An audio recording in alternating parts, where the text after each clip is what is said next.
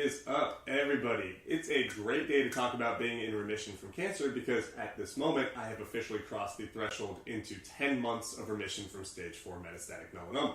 In fact, I hit that milestone 1 week ago, but the reason I didn't post about it then is that I was on vacation. I took a trip to Spain, which was pretty cool because it coincided with the 1-year anniversary of my first treatment for stage 4 metastatic melanoma last year. My first treatment was March 3rd. I departed for vacation on March 3rd, which, symbology is not the end-all be-all in cancer. It's more about how's your body doing. But when something is so dominant in your life, you tend to focus on these little milestones. It makes the game more playable. And for me, going on an overseas vacation 1 year after being told that I would be doing indefinite treatment that should last 14 to 18 months, that was really, really gratifying.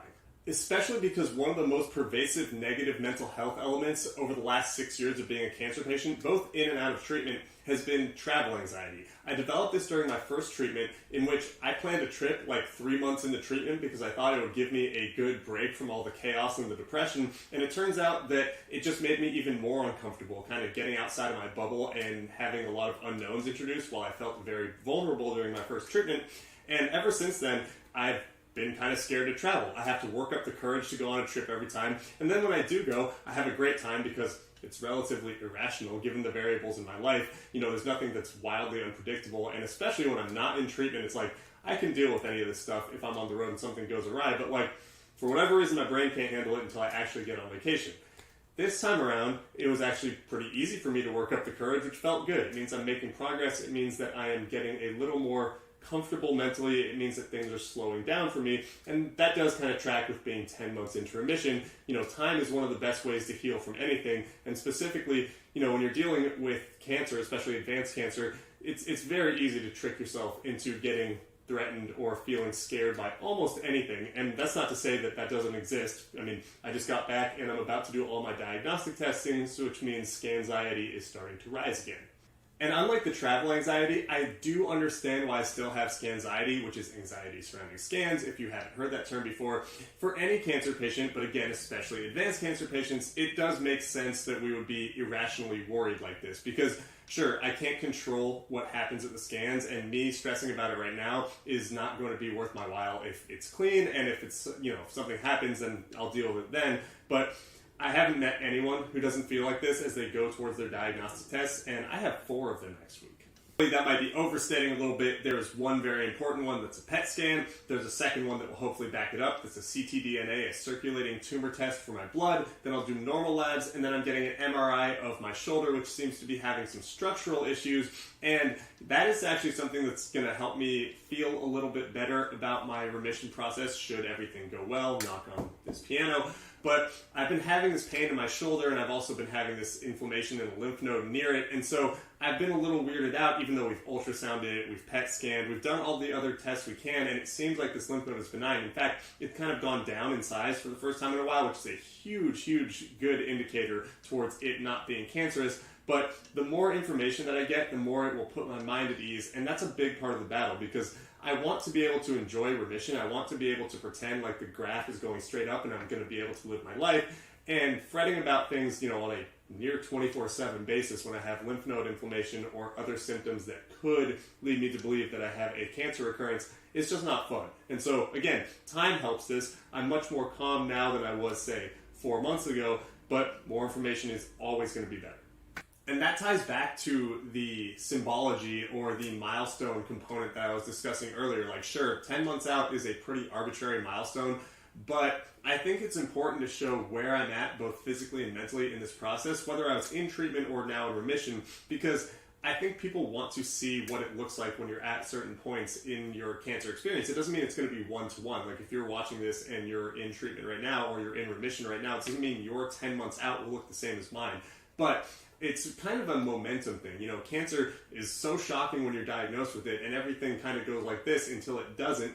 And I want to show people that there are rooms for rebounds. There are peaks relative to valleys. And, at 10 months out right now, I'm starting to feel very, very good about my body and my mind. And, time, it really does heal. Like I said, 10 months out is getting to the point where it's starting to feel like this might be sustainable if these diagnostic tests are good. I really don't want to jinx it, but I will feel so much better if these come back negative and I can say, okay, I can see how this might be a durable remission. And more to the point, maybe durable remission at 10 months is not something that I should be aiming at. After all, I have stage 4 melanoma. It's very sneaky, it's very aggressive, and me kind of prognosticating about it this early, that's not really going to do any good. I don't control anything past, the lifestyle choices that I make that I think will help me in maintaining remission.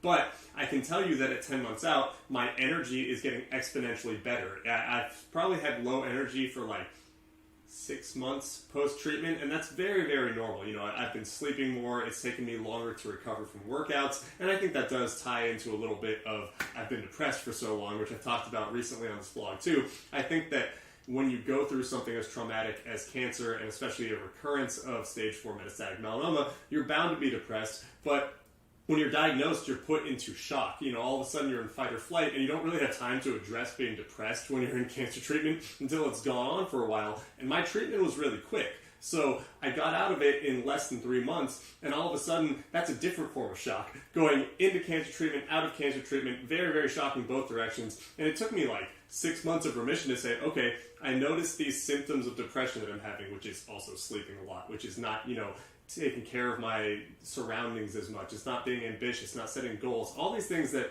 in a daily sense, if I didn't have cancer, I'd say, oh, hey, you're depressed. It took me a long time to figure that out.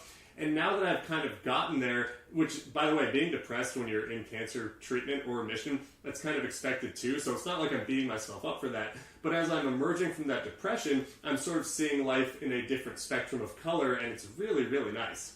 Another less vague way of putting that is I'm accessing my emotions more easily, which, I brought up understanding that I've been depressed for a long time, which in and of itself, that doesn't sound like a good thing.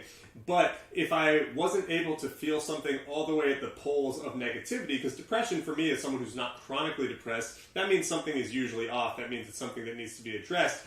And if I wasn't able to understand that I was depressed for months on end, how was I supposed to feel, anything on the positive gradient? Like, I haven't felt true happiness in a long time either, which that might sound absurd, but I always tell people, I don't want to mistake having fun for being happy. It's really easy to have fun. You can kind of coerce yourself into having fun. You can kind of smile. You can go make sure you're doing things you enjoy. But happiness is more like a state of being. Happiness is, to me, it's like contentment and safety. And when you're going through cancer, you don't have any of those things. You have a lot of downward pressure. You have a lot of negative emotions, and you have a lot of insecurity in your life, meaning, the happiness, while I'm sure you can find it while in a prolonged treatment period, is very, very difficult, and I haven't had success doing that. So now that I'm able to experience it in, little bits and pieces, I'm not saying I'm back to being happy yet, but, I can feel it. It's breaking through, and it's just really, really different than what I was experiencing all through last year.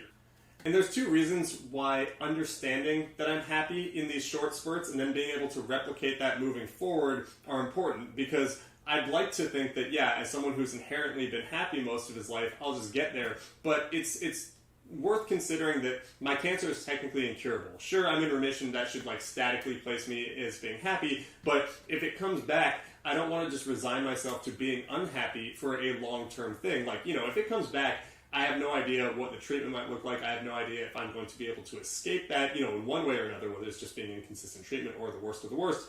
And I would like to kind of shield myself against that. Similarly, if I want to, really, really size up the way my life has been impacted by cancer, which over the last 6 years, it's been very significant, I would have to think that I'm not just going to go straight up in terms of the happiness graph. And so it is a skill to learn how to be happy again. Unfortunately, not one I wanted to have to learn, but I don't get to choose. And so these little moments and dialing them in, I have to focus on this more than I would prior to cancer. That's just the reality of where I'm at in a mental health sense. And the other reality is that a week from now, when I've taken these tests and I've gotten the results, my mental health and my outlook on the situation will be entirely different than it is right now, even though, instead of being 10 months and a week into remission, it'll be 10 months and 2 weeks. But as we all know, cancer patients live scan to scan, and we're just one scan away from disaster. And then if I do get the test to come back negative, it will probably put to bed my concerns about this lymph node. I know that I've said that on multiple different videos. I've said, okay, if this is negative, I can breathe easy. But at some point in time, I'm just creating monsters under the bed, and I think this one's it, especially given that the lymph node has receded a little bit. I've gotten the assurance that I want from my oncologist over several tests. And again, I'm trying so hard to jinx it. That's the other thing. At some point in time, I'm going to have to change the verbiage I use. Speaking like that is just yielding to neurosis, or just yielding to being scared and fearful of something that I do not control. Like, if something's going to happen negatively, it'll be diagnosed. Otherwise, let's just pretend it's Schrodinger's cancer diagnosis. It's in the box or not. I have it or I don't. I probably have cancer at all times anyway. I'm a stage 4 metastatic melanoma patient. But if I'm going to achieve the highest end of the goals, if I'm going to somehow make it to durable remission, then I need to act like it. I really do. Like, stress can't help my situation, right? So I have to cut that out at some point in time. And don't get me wrong, that time is not now. My PET scan is tomorrow, and me making this video the day before it has probably gotten my scanxiety to rise a little bit. But that's the justifiable one. I think that, the day before my scans, for my entire monitoring period, if I make it 20 years in remission, I'll probably have some anxiety. That's okay. That's human. I want to be human. That's the life that I want. So, with that in mind, I'm going to probably go to sleep after finishing this video, and then I'll get that scan, and then I'll let you guys know the results next week. I really enjoyed making this video after a couple weeks break, and I appreciate you spending your time to watch it. If you want to like it and or subscribe to my channel, that would make things even better. And until then, I will have an update for you next time. Thanks. Bye.